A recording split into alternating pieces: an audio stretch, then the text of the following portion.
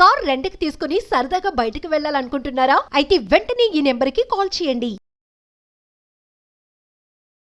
నమస్తే, welcome to Suman TV. ప్రస్తుతం మనతో పాటు ఉన్నారు family counsellor, career guider KVV Narasimha Rao గారు. సార్తో మాట్లాడదాం. నమస్తే సార్.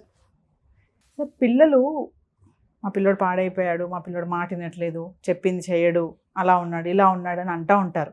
అంటే అది ఏం జరుగుతుంది అసలు ఇప్పుడున్న జనరేషన్కి? అంటే నాకు అనిపించే ఒక మాట చెప్తాను సార్. మామూలుగా నాన్న అంటే ఏటీఎం, అమ్మ అంటే స్విగ్గీ అయిపోయింది, అలా ఉంది ఇప్పుడు జనరేషన్ పిల్లలకి. అంటే ఏం చెప్తారు సార్ మీరు? పిల్లలు ఎప్పుడు మంచోళ్ళేనమ్మా. పిల్లలది ఏం పొరపాటు ఉండదు. మనం పెంచే విధానంలో చిన్న చిన్న లోపాలు, తెలుసో తెలియక చేస్తున్న పొరపాట్లు, చిన్న చిన్నవి అని మనం అనుకుంటాం. కానీ అవి క్రమేణా పెద్ద పెద్దగా మారిపోతున్నాయి. ఆ తర్వాత మా పిల్లలు అలాగే అని జరుగుతూ ఉంటుంది. పిల్లలకి ఏ క్షణంలో ఏ సమయంలో ఏది ఇవ్వాలో అది ఇస్తూ ఉన్నా కూడా, ఒకవేళ వాళ్ళు ఏదన్నా సరే తెలిసి తెలియక ఏమైనా మాట్లాడినా కూడా అది ఎలా మాట్లాడాలి, ఎవరితో మాట్లాడాలి, ఎట్లా ప్రవర్తించాలి అన్న విషయం కూడా నెమ్మదిగా నేర్పిస్తూ ఉండాలి. దాన్నే సంస్కారం అంటాం. చదువు సంస్కారాలు అన్నారు కానీ చదువు అని ఎక్కడ పదం లేదమ్మా. మరి ఆ సంస్కారం లోపించింది. సంస్కారం యొక్క అవసరం కనిపించడం లేదు. కనిపించకపోయేటప్పటికీ వీళ్ళు అనుకున్నట్టుగా పిల్లవాడు లేకపోయేటప్పటికీ మా పిల్లవాడు స్పాయిల్ అయిపోయాడు, ఇదే స్పాయిల్డ్ చైల్డ్ అని వాళ్ళకి నేమ్ పెట్టి వాళ్ళ కౌన్సిలర్స్ దగ్గర తిప్పుతూ, ఎలాగ నేను స్పాయిల్ చైల్డ్లే కదా, నన్ను వాళ్ళు వాళ్ళే కేర్ తీసుకుంటారులే అనుకుంటూ వాడు బిగదీసుకుపోయి వాళ్ళకి మధ్య ఉన్నటువంటి సైకలాజికల్ గ్యాప్ వచ్చేసేసి ఆ గ్యాప్ని ఫిలప్ చేయడం అది పెద్ద రిఫ్ట్ కింద మారిపోతుంది. రిఫ్ట్ అంటే ఒక పెద్ద పగులు, ఒక అగాధం కింద మారిపోయి బ్రిడ్జ్ చేయలేని పరిస్థితి వచ్చేస్తుంది. వచ్చిన తర్వాత పిల్లలు వాళ్ళ యొక్క సుఖం కోసం, వాళ్ళ యొక్క ఆనందం కోసం పక్కదారులకు వెళ్ళిపోతున్నారు. పక్కదారులకు వెళ్ళిపోయి ఈ డ్రగ్స్ అన్నవి కూడా ఈ రోజుల్లో ఎక్కువైపోయినాయి. దానికి కారణం ఏంటంటే ఆ ఎమోషన్ బ్యాలెన్స్ తట్టుకోలేకపోతున్నారు. అంటే చుట్టూ ఉన్నటువంటి వాతావరణం ఉద్రేకపూరితంగా, ఉత్తేజపూరితంగా, వెరీ డైనమిక్గా ఉంది. అంత డైనమిక్గా ఉన్నటువంటి దానిలో వీడు ఇమ్మడలేక, వీడందులో ఎలాగ దాన్ని జీర్ణించుకోవాలో తెలియక, అక్కడ తన స్థానం ఎక్కడుందని సరిగ్గా గ్రహించలేక ఈ డ్రగ్స్కి వాటికి కూడా అలవాటు పడిపోతున్నారు. సార్, పేరెంట్స్కి చిల్డ్రన్కి బాండింగ్ అంతగా లేదు అని అంటారా సార్? అంటే ఇద్దరి మధ్య కోఆర్డినేషన్ ఉండట్లేదు అంటున్నారా? కోఆర్డినేషన్ అంటే ఒకటేనమ్మా. నవ్వు చప్పట్లు కొట్టేటప్పుడు రెండు చేతులు ఎలా అవసరమో, ఎమోషనల్గా ఫ్యామిలీలో ఒకళ్ళకి ఎమోషన్ ఇదిగా ఉన్నప్పుడు ఎదుటివాళ్ళు కూడా తయారుగా ఉండగలగాలి. పిల్లవాడికి అమ్మా నాన్నతో ఏదో షేర్ చేసుకోవాలన్న టైంలో వీళ్ళు ఆ టైంలో ఎక్కడో బిజీగా ఉంటారు, ఏదో చేస్తూ ఉంటారు. ఒకవేళ వీడు చెప్దామని ప్రయత్నించినా కూడా కొట్టి పారేస్తారు. ఉదాహరణకి వాడికి ఏదన్నా మంచి పుస్తకాలు చదువుతూ ఏదో మంచి కవిత రాయాలనిపించింది అనుకోండి, లేదో కథ రాయాలనిపించింది అనుకోండి, చిన్న కథే, 8, 9 10వ తరగతి చదువుతున్న పిల్లవాడు అనుకుందాం, 10వ తరగతి పిల్లవాడు అనుకుందాం. 10వ తరగతి పిల్లవాడు అంటే ఇంట్లో ఎట్లా ఉంటుందో మీకు తెలుసు. ఎమర్జెన్సీలా ఉంటుంది. అంటే చదువు ఒకటే ఉండాలి, ఇంకేం ఉండడానికి వీల్లేదు, కాన్సన్ట్రేషన్ ఉండాలి అని చెప్పి ఏం చేస్తారు, వాడు తీసుకెళ్తాడు, అమ్మకు చూపిస్తాడు. అమ్మ చూడు, చిన్న కవిత రాశాను. ఏమైనా పిల్లలు ఎవరు ఫస్ట్ వాళ్ళు ఎవరు మెప్పు కోరుకుంటారు? తల్లిదండ్రులు మెప్పు కోరుకుంటారు. అది తీసుకెళ్ళి ఇవ్వగానే చూసి, ఇంక నీకు పని పాటు లేదా, ఇప్పుడు ఇలా టైం వేస్ట్ చేస్తున్నావు ఏంటి, అయినా ఇవన్నీ ఎవరు చెప్పాడు నీకు అసలు, మేము ఎప్పుడు చెప్పలేదే నీకు, చదువుకోవాలి కదా ఈ టైంలో. ఆ పక్కలా చూడ వాడు ఎంత బాగా చదువుతున్నాడో, వాడికి 98% వచ్చిందంట, మొన్న 90 వచ్చింది నీకు. అలా పోల్చుకుంటూ ఇట్లా మాట్లాడుతూ ఉంటే వాడు ఒక్కసారి ఎంత గాయపడుతుంది వాడు ఎమోషనల్గా. వాళ్ళలో ఉన్న కవిని చంపేస్తున్నావు కదా. వాడు రేపు పొద్దున మల్లె మొగ్గేమో, నువ్వేమో వాడిని గులాబీ మొగ్గ అమ్మంటున్నావు. మల్లె మొగ్గ గులాబీ మొగ్గ అవుతుందా? అవ్వదు. ఇది మల్లె మొగ్గ అని మొక్క చూడంగానే తల్లిదండ్రులు గ్రహించేలాగా ఉండాలి. ముందే పువ్వుతో రాదు కదమ్మా మొక్క ఆకులు కొమ్మ చూడగా నాకు తెలుస్తుంది ఇది మల్లె చెట్టు, ఇది గులాబీ కాదు, ఈ మల్లె చెట్టు పెంచే విధానం వేరేగా ఉంటుంది, దీనికి పాదు గీదు అన్నీ ఉంటాయి అన్న విషయం ఎలా తెలుస్తుందో, అదే విషయంగా తల్లిదండ్రులు కూడా వాడి యొక్క స్ట్రెంగ్త్ వీక్నెస్ కనుక్కొని వాడు ఎమోషనల్గా ఎప్పుడైతే షేర్ చేసుకుని రెడీగా నువ్వు ఉండాలి. అప్పుడు నువ్వు అప్రిషియేట్ చేసి, చాలా బాగుందిరా ఇది, అయితే నీకు ఎగ్జామ్స్ ఉన్నాయి కదా వచ్చే వారం, సెలవులు వస్తాయి కదా, సెలవుల్లో నువ్వు ఎన్ని రాస్తావో అన్నీ రాసి నాకు అన్నీ చూపించు, కాస్త బాగుంది ఇది పక్కన పెట్టి ఫైల్ నేను పెడతాను, నాకు ఇవ్వండి నా ఫైల్లో పెడతాను. ఈవిడ ఫైల్ మెయింటైన్ చేస్తుంది అనుకోండి, మా అబ్బాయి కవితలు అని, వాడు అందులో పెర్ఫామ్ బాగా చేస్తాడు.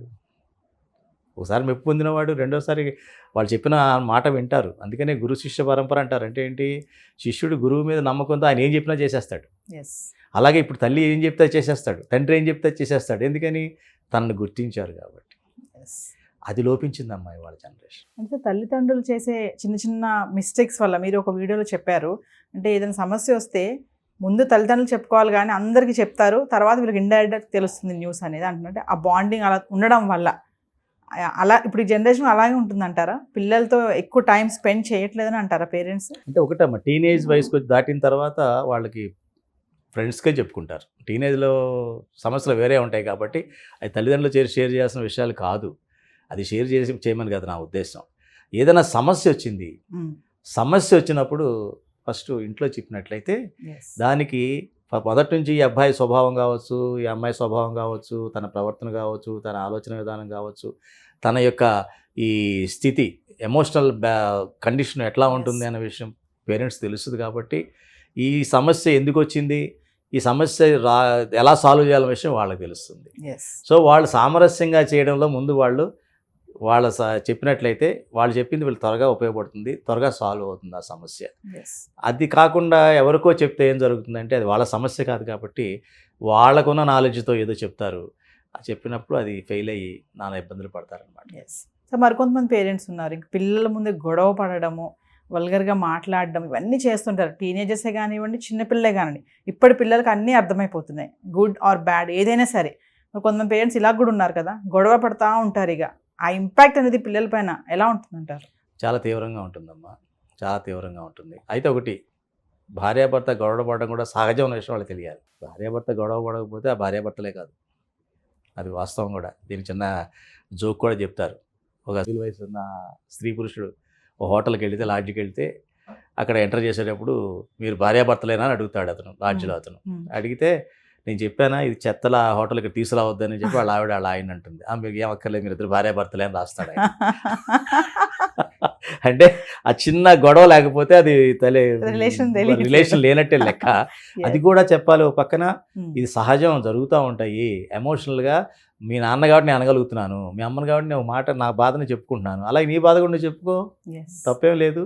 కానీ ఆ తర్వాత మళ్ళీ మామూలుగా ఉండాలి అన్న విషయం చెప్పగలగాలి. కానీ అదేం జరుగుతుందంటే వాడులో అభద్రత వచ్చేలాగా ఉండకూడదు. ఈ గొడవలు ఎట్లా ఉండాలంటే వాళ్ళు ఒక రకమైన ఇన్సెక్యూర్ ఫీలింగ్ వచ్చేలాగా మటుకు దీన్ని స్థాయికి తీసుకువెళ్ళకూడదు. ఈ గొడవ పిల్ల దగ్గరికి రాగానే తగ్గిపోవాలి వీళ్ళు.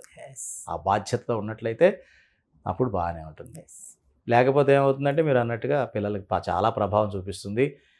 మనం ఏదో వీడియోలో మాట్లాడుకున్నట్టుగా పెళ్లి మీద కూడా వాళ్ళకి ఒక రకమైనటువంటి విముఖత వచ్చే అవకాశం కూడా ఉంది. పిల్లలకి కష్టం విలువ కూడా చెప్పాలంటారా? కష్టం విలువ చెప్పడం అంటేనమ్మా అది ఒక ఫలితం కోసం, లక్ష్యం కోసం కష్టపడాలన్న విషయం చెప్పాలి. అది మనం చెప్పక్కర్లా. ఎప్పుడు చెప్పక్కర్లేదు అంటే అందుకే చెప్తారు తల్లిదండ్రులు పిల్లలకి ఎక్కువ చెప్పొద్దు, ఎందుకంటే మీరు చెప్పింది వినరు, మీరు చేసింది వింటారు అని. చేసింది వినడం ఏంటి అంటే మీరు ఏదైతే చేస్తున్నారో అది మాత్రమే వాళ్ళకి అర్థమవుతుంది తప్ప మీరు చెప్పేది ఏది వాళ్ళకి అర్థం కాదు. రెండు విరుద్ధంగా కనిపిస్తాయి వాళ్ళకి. మీరు చెప్పేది చేసేది విరుద్ధంగా ఎప్పుడైతే వాడికి కనిపించిందో మన మీద ఆ గురి అన్నది పోతుంది.